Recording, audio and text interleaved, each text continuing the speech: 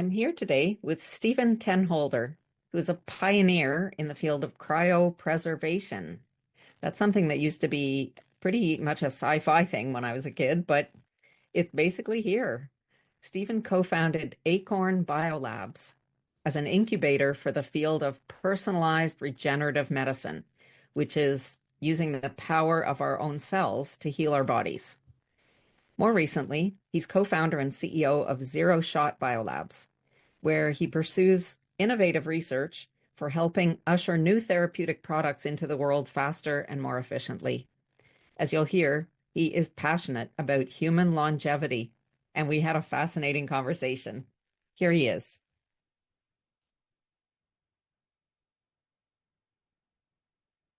I remember when I was young and I finally became very interested in science and philosophy and the sort of like axiomatic fundamentals of just existence, as it turns out, that I was born into.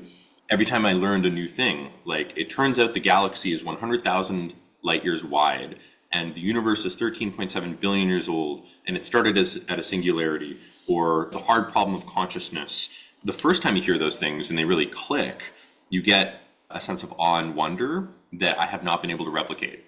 Like in times of trouble in my life, sometimes I'll try to go back to those initial formative experiences and like rewatch Carl Sagan's Cosmos or something like that to like re-stimulate that original romantic spark. And no matter how hard I try, I can't quite do it the same way as the very first time.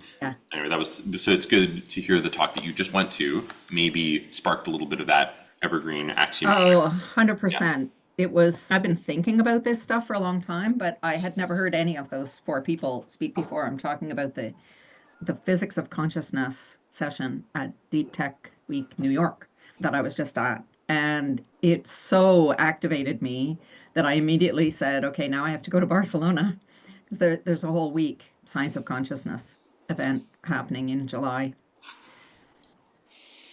That that was too much fun. I just have to do that again. It was like sparks going off inside your head or wherever. It was a full body experience. And I'll tell you, I was sitting there at the end of it. I thought, I think that was the best 2 hours of my life. And suddenly two women who were not connected to each other or to me sitting in front of me looked at each other and turned around, and both of them said, that was the best thing I've ever heard. It was like a universal feeling of what just happened. That was incredible. So it really is. I hear you. It's something that makes a big impression. Yeah.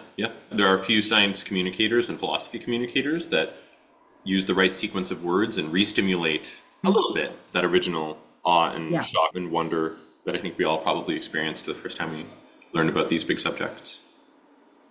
I read all your stuff on Medium, which is delightful. I hope, do you have a book? Are you working on a book? You're such a great writer. It's beautiful to read your stuff. Thank you. Nope, I don't have a book. I think that would just be like a huge undertaking. And no, I have a series of collections of ideas. I think I'm probably the kind of person that does short essays. And then maybe if I work with somebody who really enjoyed the concepts, then we could expand it. But I appreciate you saying that. I think of blogs as just existing in the background and people just get the impression that you've written stuff and that's enough for them. 95% of people, whereas 5% actually go in and read it. And then maybe 1% actually reflect and really grapple with the ideas. Oh no, there was lots there to grapple with for sure, particularly formulating modern purpose that really spoke to me.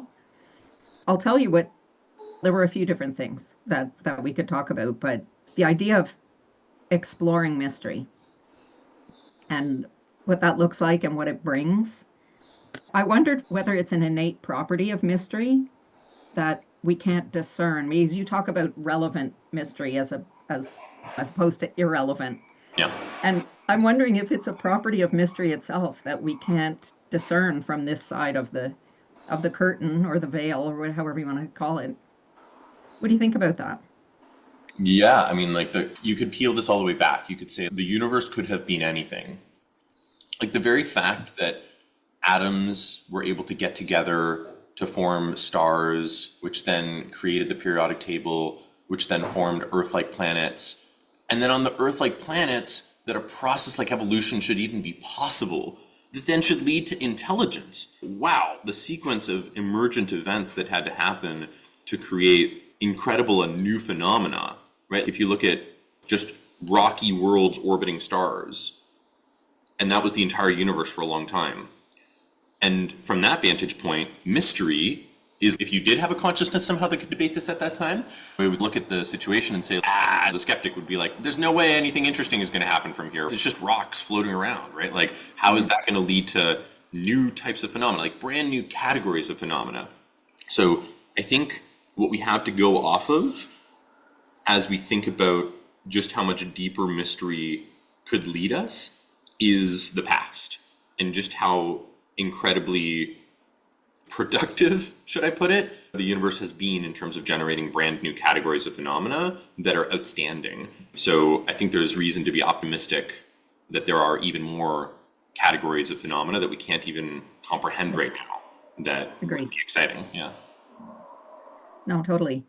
I loved how you said that neurobiologists have the potential to expand the boundaries of the explorers themselves, because Right. that's totally the world I live in. I'm no neurobiologist, but I would say botanical alchemists have the power to do the same thing. Expanding the boundaries of the explorers themselves is a delicious idea.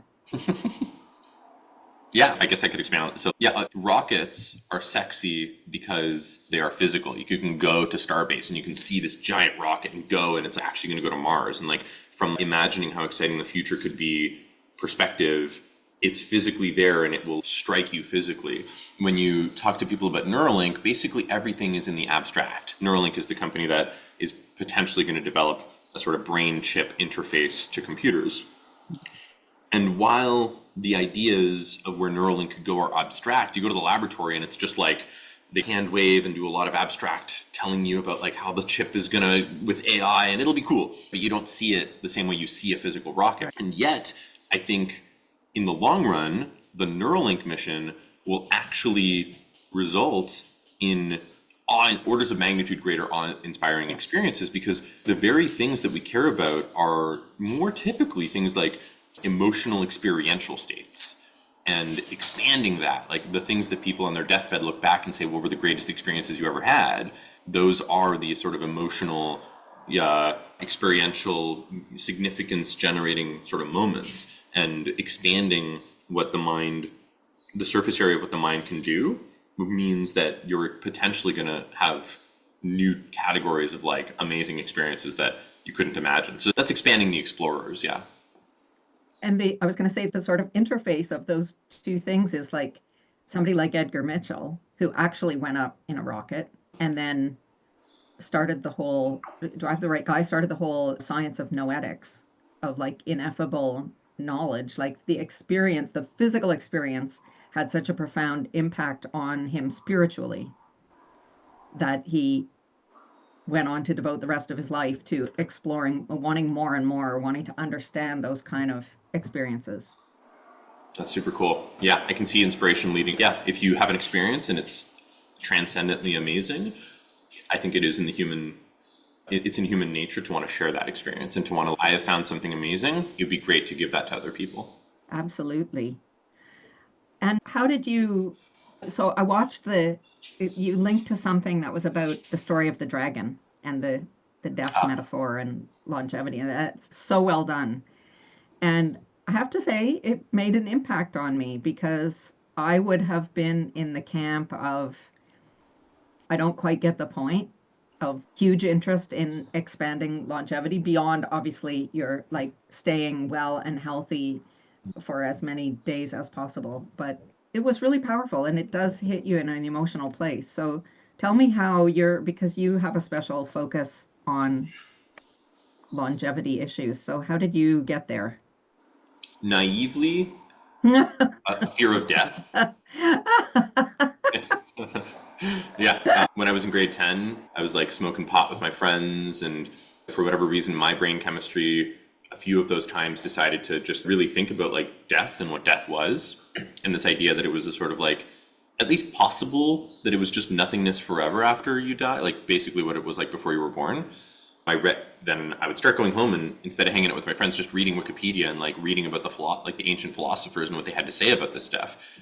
And as I read those lines on Wikipedia, I understood them to be fundamental truths about my condition for the first time. And like the emotional hit of that was quite intense. Anyway, so I was in my naive sort of whatever grade 10 brain, I was like, okay, I have to resolve to do something about this. I have some time in my life. I happen to be born in the most technologically incredible era humans have ever existed. I'm going to devote my entire existence to doing something about it. So it started then. Yeah, I was just like, whatever, a smart kid who didn't try, 75 average, and then the next semester in grade 11, I ditched all my friends and I entirely focused on school. Whatever, I had a 98 average after that from like a just focused, determined perspective. And yeah, I went to Waterloo for that reason. And I could keep going about the story there, but that was the formative moment. And it's stuck with you as a kind of a thematic focus point. Yeah, and I think I've matured in the sense that it's no longer I don't want to die so strongly. I still don't want to die, and like the fear of death is still there, but it's not as strong actually. Since then, more recently in the past 2 years, I've delved quite deeply into like Eastern philosophies and meditation, and those things have made a real impact on me. And now it's not so much a sort of fear of death, but it is just I still think there is a lot worth extending life for. I think civilization is going to continue to be interesting. I want to keep watching the story of human civilization unveil. I know that there are going to be incredible experiences that people will get to have. And I just still think that 80 years is tragically short. And so it's more from like I think there are awesome experiences to be had. And so it's a bit of a FOMO more than it is Yeah. like Yeah. a fear of death per se. Yeah. Yeah, 80 years is short. I'll grant you that. I grew up in a Jewish household, not particularly observant, but certainly culturally. There's a Yiddish expression that people say to each other as a kind of, I don't know, a sort of good luck thing, which is bis 120, you should live to 120, as if it's not, it's, I wish you good luck to live until 120, as if that should be, Cool. that's a thing. Like that lucky people or blessed people or whatever, it's not, they don't say you should live till 250. Like 120, it could be reasonable. It could be a thinkable kind of goal. And then we think about all of the people who are having their lives extended in a state that you or I probably would not love to live in, like that are, if your physical body is not keeping up with the program, you can spend 5 or 10 or 15 years in a more or less helpless kind of state, in more or less isolated from the people you love or having lost a lot of the people you love. So is there a sweet spot there? Yes, the sweet spot is living longer and healthy. Yeah. So fortunately, the research that goes into this, yeah, the terms that people apply are health span and lifespan. Span is how long can you live healthy? And for a lot of people who don't want to extend the ceiling further beyond 120, they're happy to die at 100, let's say. Their ideal way to go is healthy until you're 99. You start to see the signs of decline, and then you Yeah. just die. That's the ideal health span world. I am a fan of that, and it turns out that the research that will go into health span is very similar to the research that will go into lifespan. For me, from like a being effective at communicating to people to continue to fund this kind of research, I'm okay with both of those entirely. Maybe at some point in 20 years or something, we will start to need to actually make a distinction. And then I hope that there will be more people that are interested in, I guess, what you would call radical life extension, which is pushing the frontier beyond what is natural, beyond 120 in a very fundamental way. But that will require, and that's why I use the word radical, more radical interventions or more radical approaches than just live really healthy, eat all your broccoli, right? Sleep really well. That's not Yeah. going to work. Is there a companion piece of this that has to do with like having less babies or something? Is there like a kind of a global sense of how can we steward our resources to handle people who are living 40 or 50% longer than what they are now? Fortunately, sorry, I guess unfortunately, the world population is actually, yeah, the rate of population increase peaked in 1969, and actually now Okay. we're potentially going to have a population decline globally. If you look at Ah, South Korea and Japan and even the United States, the replacement rate is not actually high enough. Like they're not actually having enough kids to keep the population going. We're getting inverted population pyramids. So actually, if people lived longer and were productive, like I wouldn't want to retire. Like part of purpose for me is continuing to contribute to the story going on, right? So even if just a few, let's say 50% of people who get to live a lot longer decide not to retire, and they get to harness brand new productivity enhancing tools like AI, et cetera, I think we're going to have plenty of productivity to go around to keep society running. And it may actually be a good thing that more people that are productive are sticking around longer and not retiring. that makes sense. And there's another piece of this living longer equation, maybe, that has to do with purpose. Like you would, in your case, I wanted to say, you are very focused on your own personal goals and some sense of purpose that would inform it would give shape to the extra years that you would have. You speak a little bit in your article about civilizational purpose. Is that an important piece, or is it individual purpose that matters? Both matter. This is, yeah, a good connection between those two. I think the when I wrote about civilizational purpose, a big part of that was more like to get people to think about that. Right? Eventually, we will solve these. When a baby is born, it's a very messy process, and you have to clean things up. But then there's just the baby, and the baby just starts to grow and decides it's got to do something. And a similar situation is happening on Earth, where yes, we have to look out for climate change. Yes, we have to look out for opportunity cost between classes of people, right? The sort of oppressed and the poor, etc. But those are solvable problems. Eventually, we will need to see past that and think about, okay, what's beyond? What's the thing beyond just these sort of like sedentary problems that we can look forward to? And then that's where we think about, you started at the very beginning with mystery. What are the exciting mysteries that we can start to apply our minds to that will make us feel purposeful? And they do connect because from an Eastern philosophical perspective, purpose is almost like a question that doesn't make sense. It's one of these paradox questions where Absolutely. it's not even, yeah, like you think it makes sense as a question, but actually, if you really boil down to, you don't even have the past, you don't have the future. Literally, this slice of time right now is all you have, and it's all you ever have. And that's the extreme on the sort of like personal purpose perspective, right? Your purpose is to be here now. And I actually vibe with that. I really agree with that, and I meditate on that every day. However, we do actually still have careers and we do actually still have like longer arcs of life to live through. And from that vantage point, a lot, I think if people better aligned their personal goals and missions with the overall exciting civilizational level goals and missions, then they would be happier. Tribalism is one of those psychological things that we wish humans didn't have because it causes wars and territoriality and stuff. However, if your entire tribe discovers something really interesting on the other side of the moor, and now everybody and all your friends are saying, we got to get together and it's a mission. If we find that, then it's the gold that will give us all the food that we need. You're suddenly filled with purpose. It's not just your personal goal, it's yours plus your comrades, plus your tribe's people.